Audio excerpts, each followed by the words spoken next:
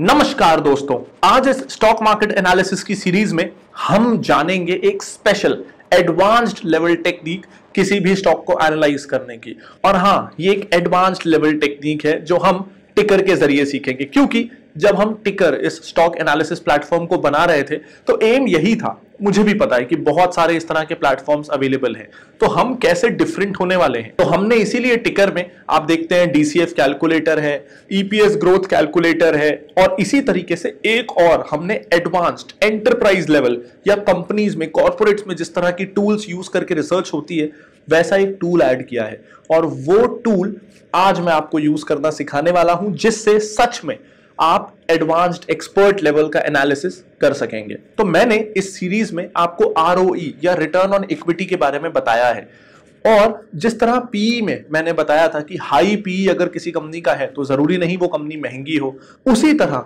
ROE भी अच्छा दिख रहा है तो जरूरी नहीं है कि आप उस कंपनी को ले लें, क्योंकि अच्छा आरओई भी कई बार आंखों का छलावा हो सकता है। हो सकता है आरओई दिख तो बहुत अच्छा रहा है, लेकिन असल में जब आप उसे इन डेप्थ एनालाइज करेंगे तो आपको पता चलेगा कि वो जो आरओई अच्छा दिख रहा है वो गलत आपको जानकारी दे रहा है, असली में वो आरओई अच्छा है नहीं। तो आरओई को आज हम ब्रेक डाउन करके एनालाइज करना सीखेंगे कि कब किसी आरओई को अच्छा माने। हो सकता है दो कंपनियां हो, दोनों में आरओई 25 का दिख रहा हो, लेकिन जब आप उसे ब्रेक डाउन करेंगे और आप एनालाइज करेंगे तो आपको पता चलेगा कि एक का आरओई अच्छा है, दूसरे का नहीं है। तो आज हम यही सीखेंगे कि इस तरह के एनालिसिस को कैसे करना है। लेकिन जैसा मैंने बताया, ये एक एडवांस्ड लेवल का वीडियो है, इसीलिए अगर आपने मेरा आरओई वाला वीडियो नहीं देखा है, या बेटर ये है कि आप अपनी नॉलेज को रिफ्रेश कर लें, तो मेरे रिटर्न ऑन इक्विटी वाले वीडियो को जरूर देख लीजिए इस वीडियो को देखने से पहले, ताकि ये वीडियो आपको ज्यादा अच्छे से समझ में आए। तो आरओई वाले वीडियो का लिंक ऊपर कार्ड पे और आपको इस वीडियो के डिस्क्रिप्शन में मिल जाएगा। आज हम सीखेंगे आरओई को ब्रेक डाउन करना डुपॉन्ट एनालिसिस के जरिए। अब ये डुपॉन्ट एनालिसिस क्या होता है ये हम समझते हैं, और आई एम श्योर आपकी भी ये टूल बहुत मदद करने वाला है। अभी के लिए जरा ये सोचिए कि कोई कंपनी अपना आरओई कैसे बढ़ा सकती है। आरओई यानी एक बार जान लेते हैं कि पैसे पे आपने कितना पैसा बनाया। अगर आप अपनी कंपनी को शुरू किए 100 रुपए लगा के, यानी आपने कैपिटल लगाया इक्विटी के रूप में, क्योंकि आप अपनी कंपनी को लोन नहीं दे रहे हैं, आप अपनी कंपनी में पैसा निवेश कर रहे हैं, उसके बदले कंपनी में आपको हिस्सेदारी मिली, तो ये इक्विटी है। तो अगर आपने किसी कंपनी में 100 रुपए लगाए और उसके बदले हिस्सेदारी ले ली तो इक्विटी हो गई 100 रुपए। अब रिटर्न ऑन इक्विटी क्या है कि साल भर बिजनेस करने के बाद वो 100 रुपए पे आपने कितने रुपए कमाए। तो अब एक बिजनेस कैसा अपना आरओई बढ़ा सकता है? 2-3 तरीके हैं। शुरू के 2 तरीके बहुत सिंपल है। पहले, ज्यादा मुनाफे पे माल बेच के, कि मैंने 100 रुपए का कोई सामान खरीदा, उसे 150 पे बेचा, ये एक तरीका है। दूसरा तरीका है कि मुनाफा मैं कम ही रखूं, 100 रुपए का खरीदूं, 110 में बेचूं, लेकिन 10 पीस बेच दूं। तो पहला तरीका है ज्यादा मार्जिन, ज्यादा प्रॉफिट पर यूनिट करके, और दूसरा तरीका है कि ज्यादा वॉल्यूम में सामान बेच के। ये 2 तरीकों से आरओई बढ़ता है। अब यहां पे देखिए एक तीसरा तरीका भी है, और इसे हम एक एग्जाम्पल से समझते हैं। मान लीजिए आपको खुद का बिजनेस शुरू करना था, आपने उसमें 100 रुपए की इक्विटी लगाई। तो अब आपकी इक्विटी है 100 रुपए की, और आपने अपने दोस्त से भी 100 रुपए ले लिए कर्जे के रूप में। अब वो आपका दोस्त है तो आपसे वो ब्याज नहीं ले रहा, लेकिन साल भर के बाद आपको उसे पैसा लौटाना है।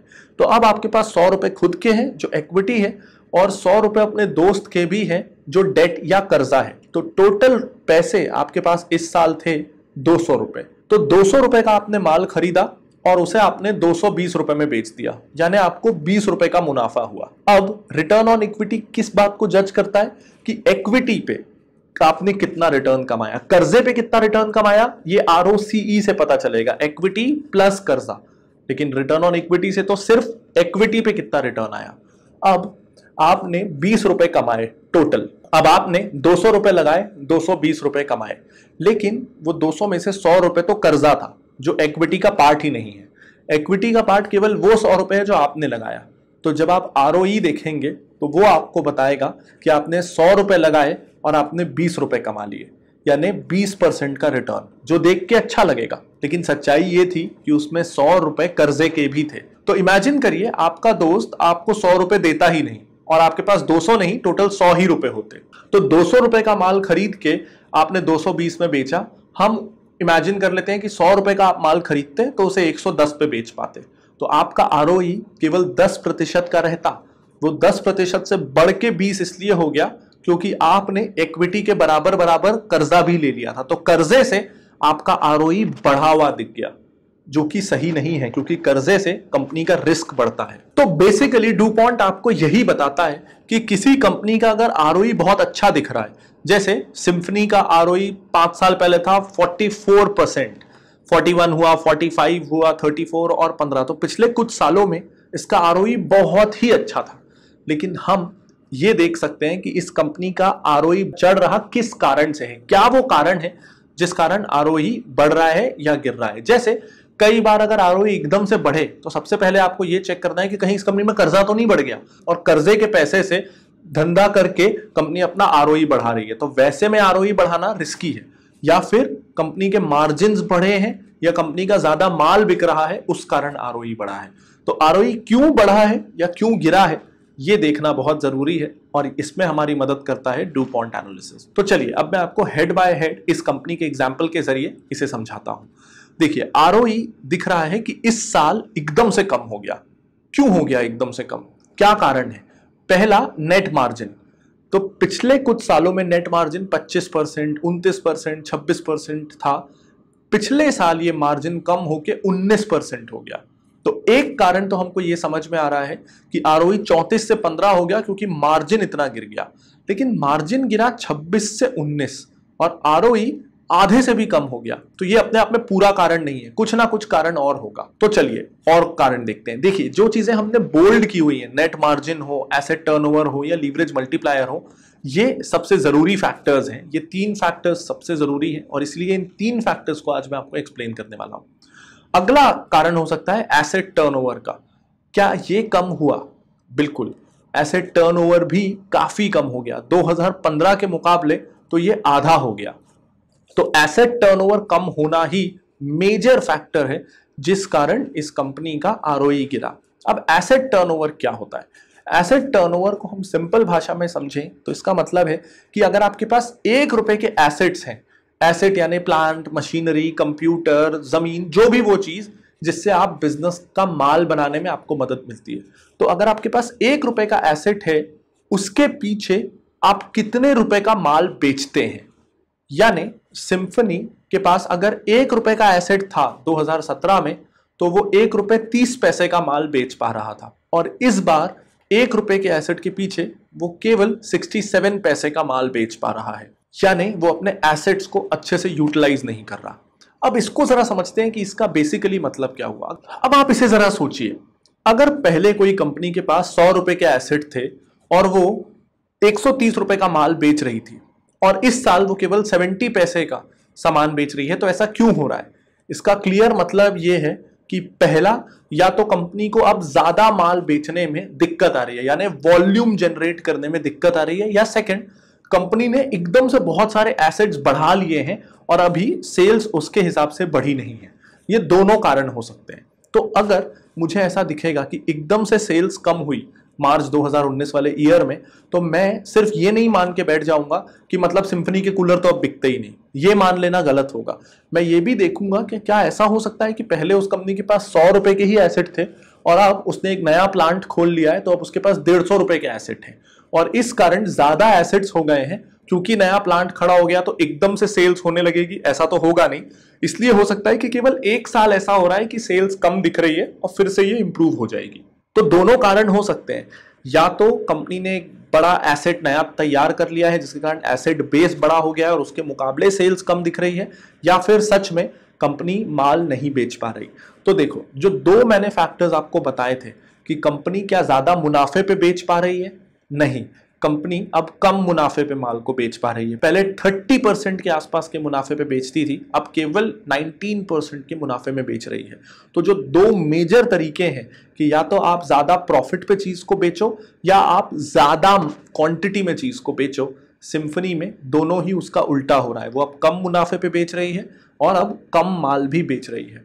तो ये 2 मेजर इतने बड़े कारण हो गए जिसके कारण आरओई एकदम ड्रास्टिकली गिर गया। और ये वो तीसरा फैक्टर है लीवरेज मल्टीप्लायर। ये आपको बताएगा कि क्या कंपनी में डेट के कारण आरओई बढ़ रहा है या घट रहा है। तो अगर आपको किसी कंपनी में दिखे कि नेट मार्जिन तो लगभग उतना ही है, एसेट टर्नओवर भी लगभग उतना ही है, आरओई बढ़ गया, और फिर आपको दिखे कि लीवरेज मल्टीप्लायर एकदम से बढ़ गया है, मतलब समझ लीजिएगा कि कंपनी ज्यादा डेट ले रही है, ज्यादा कर्जा ले रही है, और उस कारण उसका आरओई बढ़ रहा है, और उस केस में मैं इस बढ़ते आरओई को लेके बिल्कुल खुश नहीं होऊंगा। उस केस में मैं ये मान लूंगा कि कंपनी का आरओई अच्छा नहीं है।